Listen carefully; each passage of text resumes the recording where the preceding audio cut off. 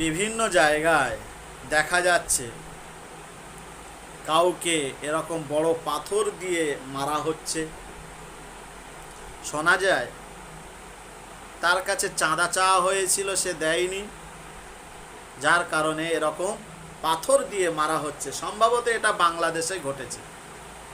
আরও বিভিন্ন জায়গায় নারী নির্যাতন হচ্ছে, কচি কচি মহিলাদেরকে ধর্ষিতা হতে হচ্ছে। সমাজে মদ পান করে মানুষ এমন পাগল হয়ে উঠেছে, হিতাহিত জ্ঞান থাকছে না, জাত তার গালাগালি করছে, সমাজে পাপ ছড়াচ্ছে। বিভিন্ন জায়গায় নানান ধরনের নানানভাবে হত্যা ব্যভিচারী চলছে। বিভিন্ন দেশে মানুষ মারার পরিকল্পনা বিভিন্ন দেশে চলছে। কেন এগুলো হবে? এগুলো কেন হচ্ছে? এগুলো বন্ধ করার উপায় কি নেই? নাকি দেশের হর্তাকর্তা যারা আছেন তারা ব্যর্থ? এগুলো অবিলম্বে দাবি তুলতে হবে। এই সমস্ত জিনিস যাতে না হয়, মানুষকে মানুষ হিসেবে মর্যাদা দিতে হবে। শিক্ষিত মানুষ, অশিক্ষিত মানুষ, সম্মানীয় মানুষ, অসম্মানীয় মানুষ, সমাজে সব সমান করে দিয়েছে।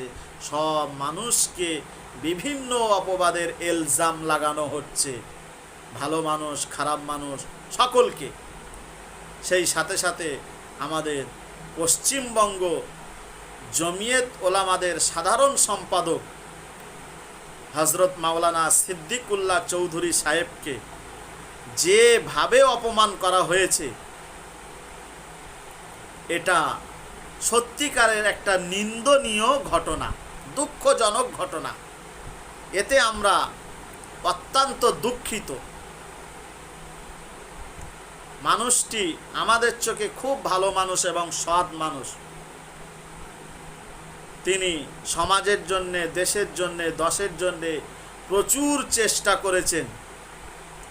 তিনি সমাজের জন্যে প্রচুর লড়েছেন, সমাজকে যাতে কলস মুক্ত করা যায়। জানি না কতটা সত্য মিথ্যা। একজন মহিলা তার বিরুদ্ধে দাবি করছে, আমাকে পঞ্চায়েতের সভাপতি করানোর জন্য 40 লক্ষ টাকা সিদ্দিকুল্লাহ চৌধুরী সাহেব নিয়েছেন। আমার মনে হয় কথাটি সাজানো এবং মিথ্যা, একেবারেই মিথ্যা।